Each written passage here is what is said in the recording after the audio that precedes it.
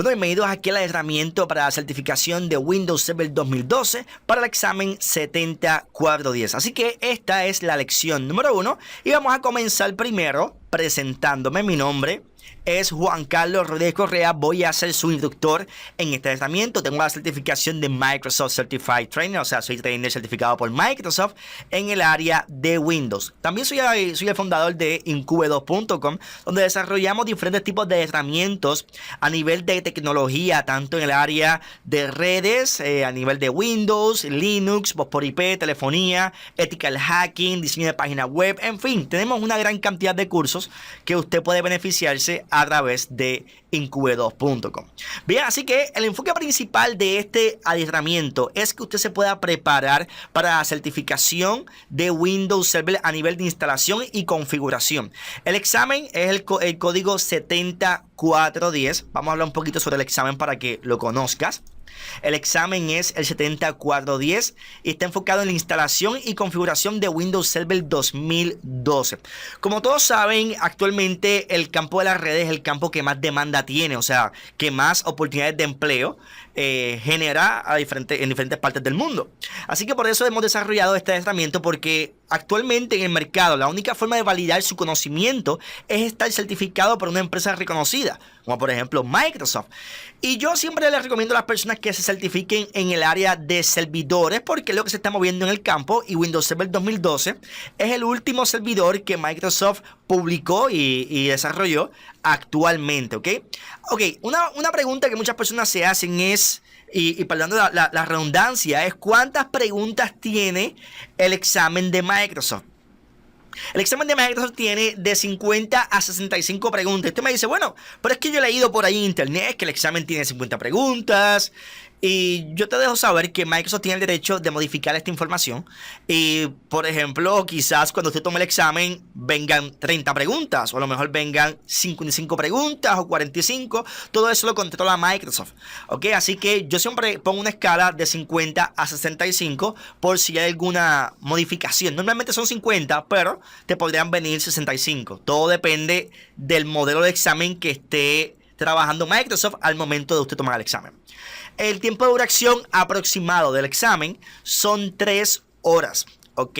Usted puede terminar el examen en 1 hora, pero el tiempo aproximado máximo es 3 horas y normalmente, dependiendo dónde usted está ubicado, si estás en el área de Latinoamérica o diferentes partes del mundo, las agencias de exámenes, como por ejemplo Prometric, normalmente te podrían dar 30 minutos adicionales porque su idioma no es el inglés. Por ejemplo, su idioma base no es el inglés. Eso podría pasar. No siempre sucede. Todo depende de los parámetros y exigencias que tenga la corporación, por ejemplo, Microsoft con Prometric, o el acuerdo que tenga Microsoft con Prometric, que es el encargado de otorgar el examen a nivel mundial. Actualmente el examen de certificación 70410 solamente se ofrece en los centros autorizados para dar el examen a nivel de lo que es Prometric. Hay 2 agencias actualmente, que es PersonView y lo que es Prometric. Ok, PersonView corre, por ejemplo, exámenes de Cisco, Easy Council, CompTIA y otras compañías. Pues Prometric también corre lo que es Easy Council, CompTIA, pero tiene una exclusividad con Microsoft que otorga los exámenes técnicos a nivel de 70410. Centros de exámenes de Prometric hay miles alrededor del mundo. Se entiende que en la mayoría de los países hay centros Prometric, por ejemplo, en República Dominicana, en lo que es España, Estados Unidos, bueno, en fin, hay miles de centros. Te invito a que entres al portal prometric.com y verifiques cuál es el centro de examen más cercano en tu área para que puedas tomar el examen. A nivel de costos, ¿cuánto cuesta el examen? Muchas personas me hacen esa pregunta. El examen puede variar a nivel de costo. Por ejemplo, aquí en Puerto Rico, el costo promedio de lo que es Estados Unidos y Puerto Rico es promedio son $100, de 100 a $125. Usted puede conseguir un voucher en internet que podría incluso conseguirlo más económico, pero normalmente es de 100 a $125. La última vez que lo vi en el portal de Prometric tenía un costo de $100. ¿Ok? Así que entonces vamos a seguir con la próxima presentación para irte explicando el tema más de lo que sería el Windows Server 2012, cuáles son las ediciones que hay y todos los puntos importantes en este módulo. ¿Ok? Estamos en la lección número 1. Ok, vamos a seguir. Aquí tenemos, por ejemplo, varias ediciones. Cuando digo varias ediciones, por ejemplo, tenemos Windows Server 2012 Data Center, tenemos Windows Server 2012 Standard, tenemos Windows Server 2012 Essential y Windows Server 2012 Foundation. Ok, si venías del área de Windows Server, por ejemplo, 2003 o 2008, teníamos otras versiones que era, por ejemplo, Small Business y otras ediciones. Aquí realmente tenemos lo que son estos 4 puntos que debes enfocarte en ellos porque son los que vienen en el examen a nivel de identificación. Yo te aconsejo que al final de este módulo, tomes el examen que se encuentra al final de esta página, que es el examen de la lección número 1, donde te hacemos preguntas de todo tipo relacionadas a esta presentación.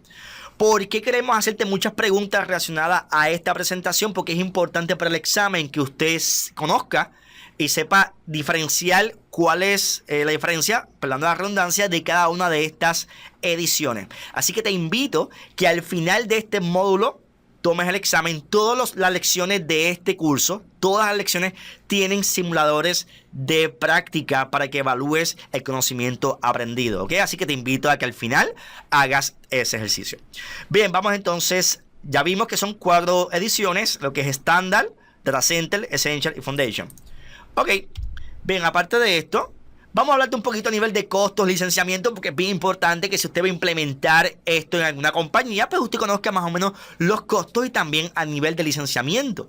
Siempre ha habido un problema con lo que es el tema de licenciamiento, si tengo que comprar licencia, si no tengo que comprar licencia, si lo bajo de internet y lo utilizo trial, que si funciona para el negocio. Número 1, quiero explicarte que un programa trial, una versión de prueba, no se puede utilizar para un ambiente de producción de negocio. Cuando hablo de un ambiente de producción de negocio, me estoy refiriendo al tema de que el tema de producción como tal es que se utilice en vivo para ejecuciones reales de la empresa, ¿ok? Una versión de prueba es simplemente para realizar pruebas, ¿ok? Bien, ahora vamos a hablarte de lo que serían los costos y licenciamiento. Si nos enfocamos, vamos a empezar por el Foundation, que es el primero. Ok, el Foundation está enfocado en lo que es un procesador, ¿ok? A nivel físico, un procesador físico como tal, ¿ok? Un CPU. Entonces tiene funciones limitadas. Aquí tenemos hasta un límite de 15 usuarios. Quiere decir que si tienes 15 usuarios o menos, podrías utilizar la versión de Foundation, ¿ok? Y solamente se distribuye a nivel de OEM. Quiere decirles que normalmente no lo vas a encontrar en una tienda con su cajita en formato retail, que usted va y compra la cajita y eso. No, normalmente te lo puede vender un distribuidor.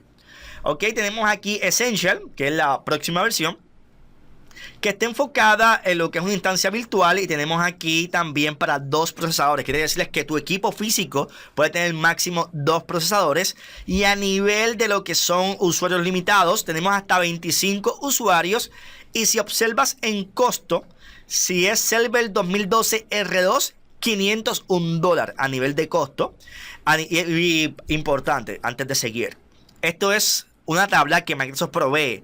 Esto puede variar según el país donde usted se encuentre. Por ejemplo, si está en España, posiblemente el precio sea diferente. Si estás en Estados Unidos o República Dominicana, los precios pueden variar. Y aquí estoy hablando en el término de dólares, ¿ok? Dólares americanos, porque a lo mejor usted está viendo el módulo y está, por ejemplo, quizás en España, pues en España son euros. Si estás quizás en República Dominicana, pues otro tipo de moneda. Si estás en México, pues otro tipo de moneda. Así que mi consejo es que si quieres hacer la conversión, puedes entrar a internet y búscate un programa de conversiones para que sepas más o menos en cuánto debe estar la edición. Ok, por ejemplo, lo que es la parte esencial, lo que es el sistema esencial, tenemos hasta un máximo de 25 usuarios.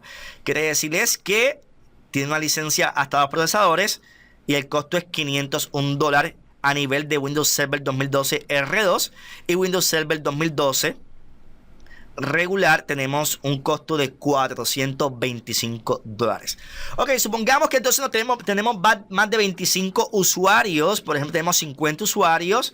Pues aquí tengo lo que es la versión estándar, que el licenciamiento, el modelo es a nivel de procesadores y a nivel de CA, lo que es el Client Access License. Bien, Quiero que veas en este punto aquí, dice que una licencia cubre hasta 2 procesadores por servidor. Quiere decirles que si vas a utilizar, por ejemplo, un equipo que tiene 4 procesadores, pues sabes que tienes que comprar 2 licencias. ¿Ok? Bien, a nivel de los CAL, pues la cantidad de usuarios que usted vaya a conectar y la cantidad de CAL que va a utilizar. Aquí a nivel de costo, por ejemplo, el servidor a nivel de R2 tenemos un costo de $882 y a nivel de server 2012 $882. Por ejemplo, aquí tenemos data center, tenemos instancias virtuales ilimitadas, ¿ok? Pero volvemos al tema de licenciamiento por procesadores y CAL. Tenemos un costo a nivel de Windows Server 2012 R2 $6,155 y Server 2012 a nivel de precio $4,809. Entonces usted me dice, bueno, pero ¿cuál es la diferencia entre, por ejemplo, el estándar, el data center? Pues mira, si miras la tabla, por ejemplo, supongamos que usted tiene 25 usuarios. Pues si tiene 25 usuarios en la red o 20 usuarios en la red, pues ya sabes que Foundation no te funciona. Necesitas utilizar entonces lo que es la parte de Essential. Pero si tiene más de 25 usuarios, pues entonces aquí estaríamos hablando de que utilizaríamos el estándar. Pero hay un detalle. El estándar tiene entonces la ventaja de que permite 2 instancias virtuales. Y el que son 2 instancias, máquinas virtuales. 2 máquinas virtuales en la misma estructura. Y aquí, por ejemplo, 2 máquinas virtuales. Y aquí máquinas virtuales ilimitadas. Entonces, si usted va a tener 5 máquinas virtuales, pues esta opción no te funciona, o sea, esta no te funciona, sería data center. Aunque al final tengas, por ejemplo, 10 usuarios o 15 usuarios nada más, si vas a utilizar más de 2 instancias virtuales, pues se recomienda que utilices la parte de data center a nivel de instancias ilimitadas. Ya sabes que a nivel de costo, pues tenemos un costo bastante diferente. Si yo te digo, por ejemplo, bueno, yo voy a utilizar 30... Escucha, mira este ejemplo. Si utilizar 25 usuarios, ¿ok? Y tú dices, bueno, eso es esencial. Perfecto. Pero tú me dices, voy a utilizar 3 máquinas virtuales. No sé, vas a instalar un Exchange, vas a instalar un sistema de forefront aparte, algún servidor adicional virtual, un IIS, y lo quieres poner en servidores adicionales virtuales apartes, pues ya sabes que el Essential no te va a funcionar. Tendrías que utilizar el data center, aunque tengas pocos usuarios. Ok, te lo dejo saber para que veas la diferencia. Te invito a que te aprendas la tabla para que entiendas lo que es el modelo de licenciamiento. De todas formas, te voy a poner un documento en la parte de abajo que lo puedes descargar, que habla de licenciamiento, que es un documento directamente de Microsoft, que lo puedes utilizar, y es un documento en español, que lo puedes utilizar para que puedas ver la diferencia a nivel de licenciamiento. Ok, pero aquí en esencia sabes que son 4 ediciones, los costos pueden variar. Y recalco, a nivel de costos, pues te puse el costo aquí a nivel de dólares. Si estás en México o en otro país, pues tienes que hacer la conversión, ¿ok? Bien, seguimos. Ok, a nivel de roles, en Windows Server 2012 tenemos 3 divisiones de roles principales, ¿ok? Vamos a ver cuáles son las 3 divisiones principales. Número 1, tenemos la división a nivel de lo que es Directory Services, servicio a nivel de infraestructura y servicio a nivel de aplicaciones. Lo que es el Directory Services se utiliza para almacenar, organizar y suplir información en la red. La parte de infraestructura, proveer soporte de servicios a los dispositivos clientes en la red, y la área de aplicaciones para proveer servicios de comunicación a interfaces para diferentes aplicaciones. Y usted me dice, ok, pues, ¿y cuál es la diferencia? ¿Para qué se utiliza? ¿Cuáles son los roles que se utilizan en esta área? Pues yo lo que hice fue, en este módulo, quise explicarte lo mejor, no simplemente leerte la información, sino explicarte cuáles son los roles por áreas, ¿ok? Y para qué se utilizan. Por ejemplo, vamos a ver la próxima presentación. Aquí, en la parte de Directory Services, tenemos 5 roles. Ok, por ejemplo, lo que es el Active Directory Certificate Services, lo que sería el Active Directory Domain Services, vas a verlo normalmente así, ADDS. Si ves que en los próximos módulos yo te escribo ADDS, pues ya sabes que estoy hablando de lo que es el Active Directory Domain Services. Ok, eso es muy importante porque normalmente, pues, abrevio las palabras para no tener que escribir la palabra completa. Ok, a nivel también tenemos a nivel de rol lo que es el Active Directory Federation Services, lo que es el Active Directory Lightweight Directory Services, también tenemos lo que es el Active Directory Rights Management. Y tú me dices, bueno, Juan Carlos, tenemos 5 roles, ¿y para qué se utilizan esos 5 roles? Porque los vemos ahí, pero ¿para qué? Ahora mismo yo puedo ir a la parte de roles de Windows Server y yo veo todos esos roles completos. ¡Wow! ¿Pero y para qué se utilizan? Bien, pues voy a empezar, por ejemplo, con el primero, lo que sería entonces el Active Directory Certificate Services. Esto es nada más y nada menos un rol que se utiliza para implementar y manejar certificados de seguridad en el Windows Server. ¿Ok? Manejar certificados de seguridad en el Windows Server. Aparte de esto, tenemos lo que es el Active Directory Domain Services. No es nada más y nada menos un rol que se utiliza para configurar la función de lo que es el Active Directory Domain Controller. Si vas a configurar un Domain Controller, este es el rol que se utiliza. Si usted, por ejemplo, tenemos aquí el Active Directory Federation Services y usted me dice, bueno, ¿y para qué utilizamos ese rol? Ok, imagínate este escenario. Estás en una empresa, ¿ok? Y tienes un portal que utiliza un sistema de autenticación que puede ser, por ejemplo, un portal de una empresa suya en su compañía, que es un intranet.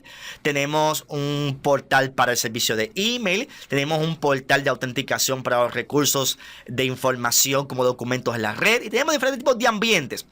Normalmente cuando tú trabajas con sistemas de autenticación, pues te logueas en un portal con una cuenta de usuario, te logueas en el otro portal con otra cuenta de usuario, te logueas en el otro portal con otra cuenta de usuario y así sucesivamente. Pues el Active Directory Federation Services nos permite utilizar una misma cuenta en los diferentes métodos de autenticación y no tenemos que estar autenticando con diferentes cuentas, ¿ok? Es lo que se conoce como un single sign-on, que simplemente es una cuenta de autenticación para los diferentes recursos, ¿ok? Así que este rol es lo que nos ayuda en ese punto. A nivel de lo que es el Active Directory Lightweight Directory Services, si te fijas aquí es ADLDS, se utiliza para implementar lo que es un Active Directory, pero sin el overhead de lo que sería el Active Directory Domain Services, ¿ok? Normalmente el Active Directory Domain Services tiene una gran cantidad de complementos y componentes que lo hacen un poco pesado. Pues aquí tenemos lo que es el Active Directory Lightweight Directory Services.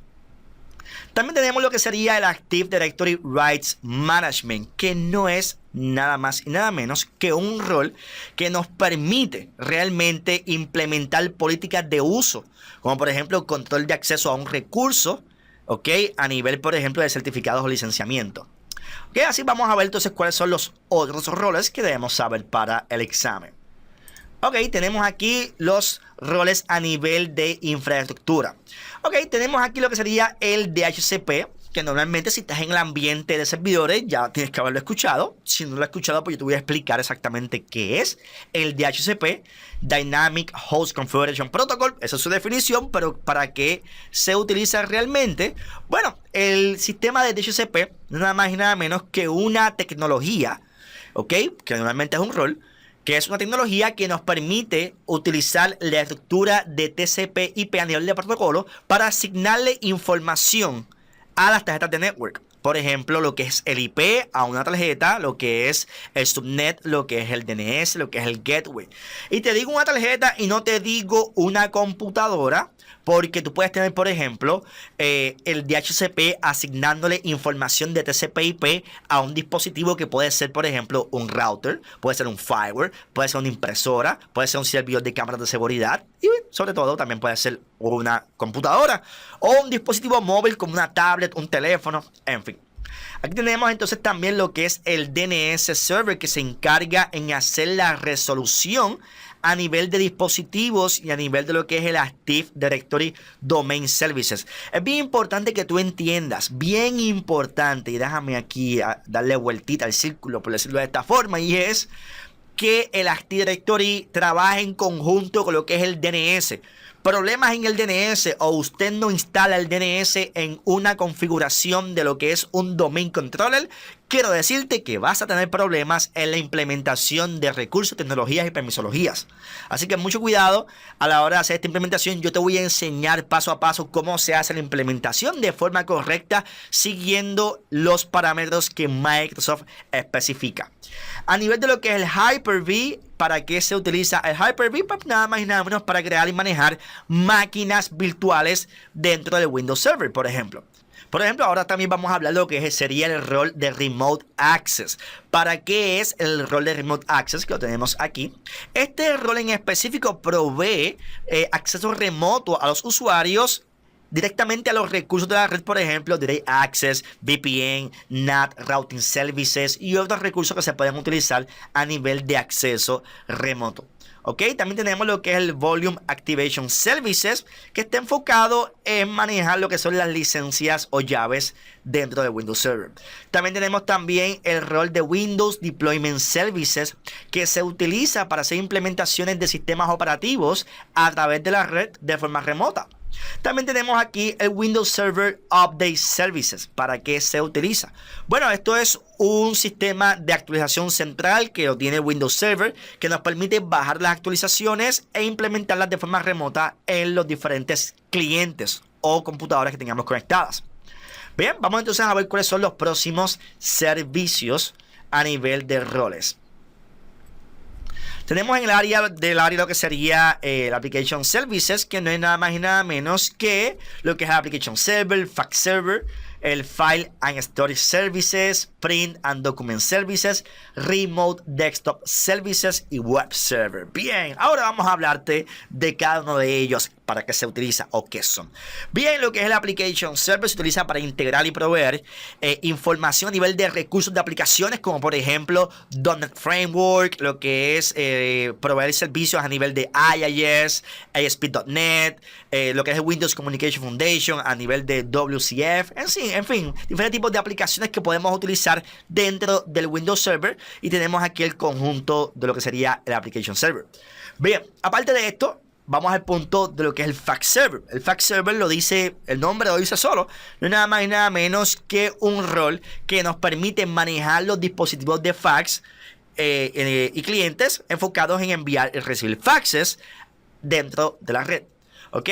Aparte de esto tenemos lo que es el File and Storage Services. ¿Ok? Otro rol muy importante que está enfocado en mejorar, en mejorar la habilidad básica que posee Windows Server 2012 en el manejo de archivos y recursos. También se puede trabajar a nivel de permisología. Aquí tenemos también el próximo punto, lo que es el área de Print and Document Services, que está enfocado en centralizar, por ejemplo, una impresora a nivel de red, que usted la enfoca a nivel centralizado con el servidor, y puedes manejar quién puede acceder a esa impresora, qué documentos se pueden imprimir, escanear, en fin, todo lo que tiene que ver con el tema de impresoras. Vamos aquí al tema de lo que es el Remote Desktop Services. Y esto es una aplicación que vamos a utilizar, que lo hemos utilizado por mucho tiempo. Esta aplicación o rol como tal nos permite conectarnos remotamente a lo que es un sistema y presentar una interfaz de lo que es el Windows Desktop como tal, y podamos trabajar con ella, con un equipo en específico de forma remota, como por ejemplo utilizar una computadora de la oficina desde su casa. Eso es uno de los roles que puedes utilizar a nivel de lo que es el Remote Desktop Services, y no solamente a nivel de virtualización. Utilizando una interfaz de Windows Desktop también podrías ejecutar una aplicación de forma remota utilizando este tipo de servicio. Aparte de esto tenemos lo que es el Windows Server a nivel de IIS, que es el Web Server, lo que es el IIS, lo que es el Internet Information Services. ¿Cuál es la función? Nada más y nada menos, el IIS, lo que es el Web Server, es el servidor de páginas de Internet de Microsoft que viene implementado en Windows Server. Si usted ha visto en el ambiente de redes, usted va a escuchar mucho por ahí Apache. Apache es un servidor de páginas de Internet que está enfocado en lo que es la plataforma en Linux, pero también lo puedes instalar en Windows. Pues en este escenario, el web server de Microsoft se le conoce como IIS, Internet Information Services. Bien, así que aquí tenemos diferentes tipos de servicios a nivel de roles que debes conocer para el examen de Windows Server. Bien, seguimos por aquí. Ahora vamos a ver cuáles son los roles que están incluidos en el Windows Server 2012. Aquí la parte de WS es Windows Server. Bien, yo lo que hice fue que te presento aquí una lista. Ok, por ejemplo, Active Directory Certificate Services, Domain Services, Federation Services, Lightweight Directory Services, DHCP, DNS.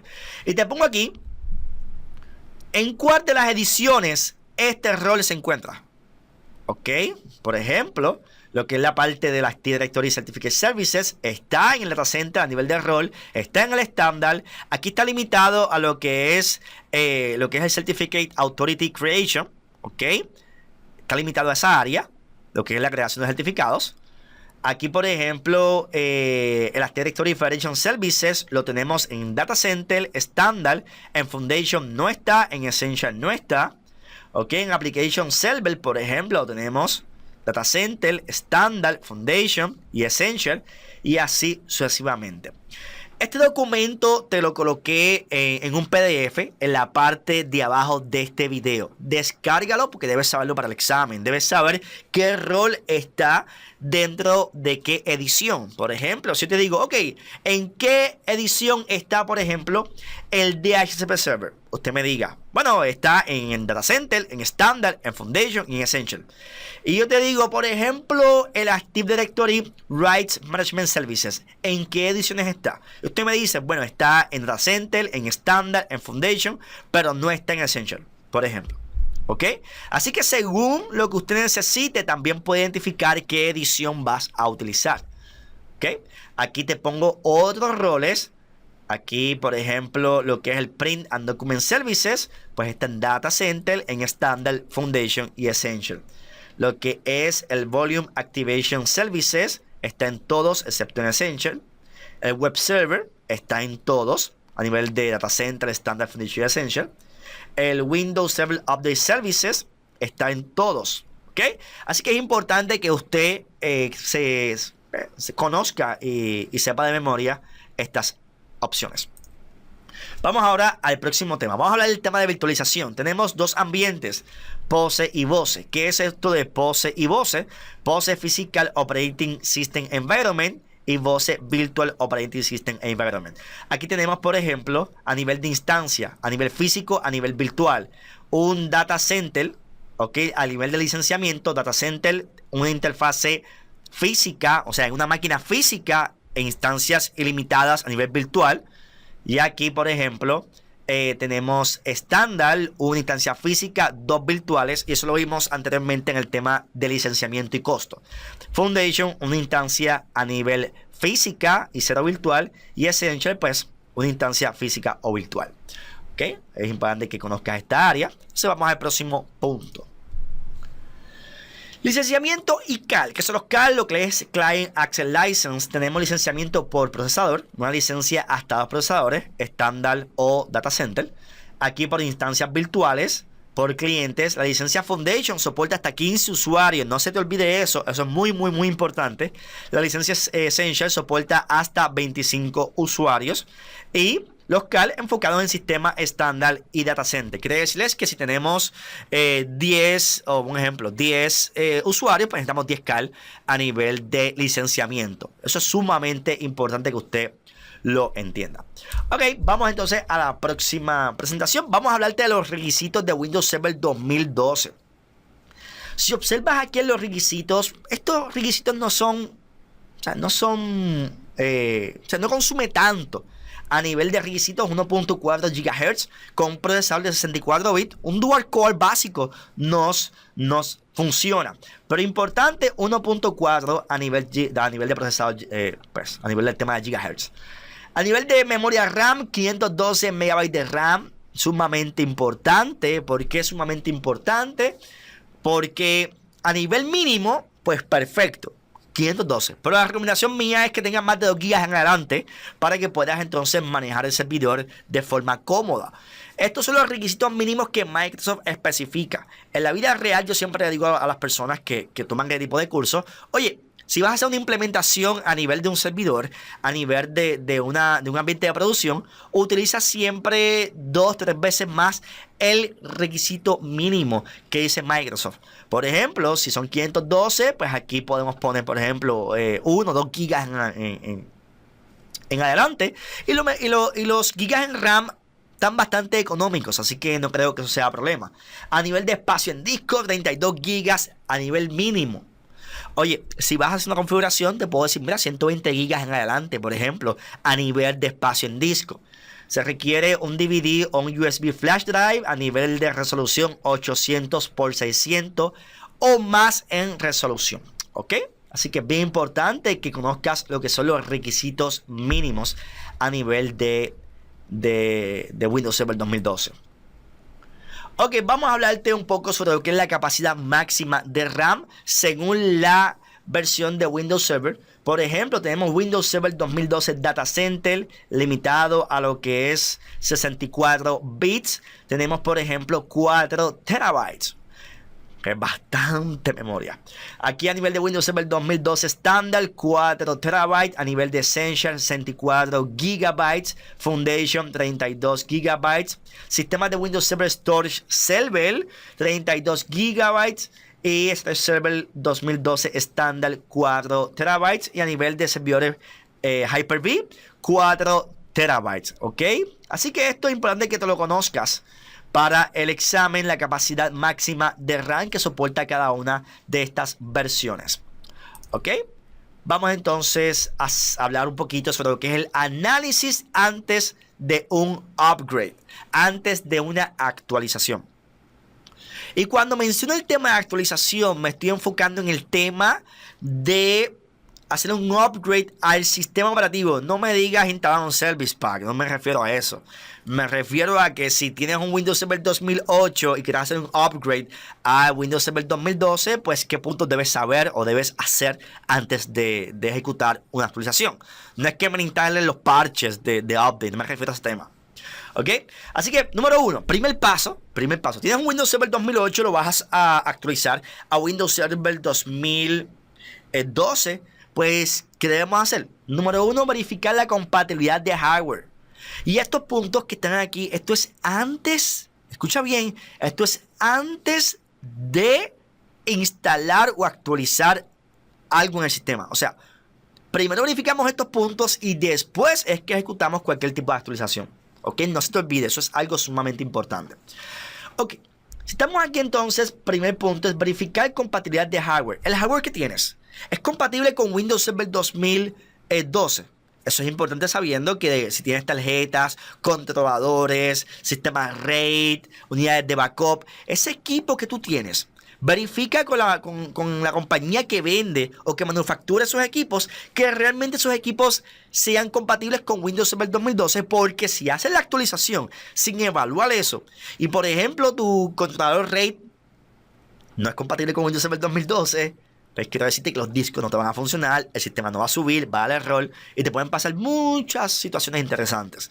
Así que lo mejor sería de que evalúes cada uno de los dispositivos que está conectado a la computadora: motherboard, discos, unidad de almacenamiento, teclado, mouse, si son USB o por ejemplo si son wireless, todos los dispositivos. Y usted me dice, no, pero es que los teclados son genéricos. No, hay teclados que utilizan diferentes controladores o drivers, como decimos aquí en Puerto Rico. Y podría pasarte de que cuando subes Windows Server no te funciona. ¿Ok? Así que mi consejo es que trates siempre de que verifiques toda la compatibilidad a nivel de hardware. Verificar espacio en discos. ¿Hay espacio en disco o hay que comprar unidades de almacenamiento adicionales? Mencioné que en espacio mínimo 32 gigas de memoria, discúlpame, de espacio gigas a nivel de espacio en disco duro, pero si puedes tener más, mejor, ¿ok? Eso es muy importante. Confirmar que los programas software funcionen en Windows Server 2012. Los programas que tú tienes ahora mismo utilizando en Windows Server 2012, programas de contabilidad, bases de datos, lo que usted tenga, evalúe de que funcione realmente en Windows Server 2012. Verifique que Windows Server 2012 corre bien en la computadora. realiza un backup antes de la actualización. Esto es sumamente importante. Sumamente importante. Y yo no sé por qué.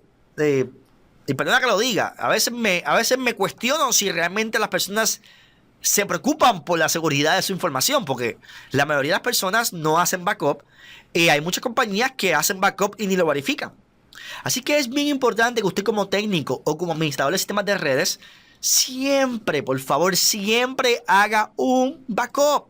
Porque se va a acordar de mí cuando la información desaparezca. ¿Ok? Así que si hay un error en la migración o la actualización del sistema y se pierde todo, o los archivos se corrompen o pasa cualquier cosa, pues mi consejo es que sí tengas un backup disponible. Así que antes de hacer nada, haga un backup. Es bien, compre la edición de su preferencia de Windows Server 2012, la que usted entienda que es mejor para usted según sus necesidades. Hemos mencionado 4 ediciones en específico, lo que es Data Center, Standard, Essential y Foundation. Usted elija lo que usted necesita y esa es la que implemente. Hay una práctica que normalmente yo le recomiendo a las personas que pueden hacerlo, que hagan lo siguiente. Si tienes una máquina o un servidor similar, por ejemplo, a nivel de hardware, instala el sistema operativo de Windows Server 2012 y trata de imitar la red a nivel de equipos, a nivel de software, y mira cómo funciona. Si te funciona bien, pues haces la migración o haces la actualización del sistema. De Windows 8, de Windows Server 2008 a Windows Server 2012. Pero mi consejo, sigue estos puntos. Son 6 puntos. Verificar compatibilidad de hardware, verificar espacio en discos, confirmar que los programas software funcionen con Windows Server 2012, verificar que Windows Server 2012 corre bien en la computadora. Y usted me dice, bueno, Juan Carlos, pero ¿cómo voy a verificar si corre bien en la computadora si no lo puedo instalar hasta que no haga esto? Esto es un ejemplo de que si usted tiene una computadora parecida o similar a nivel de hardware, pues instálelo en la computadora que es similar y verifique si funciona bien para que hagan la comparación. Ok.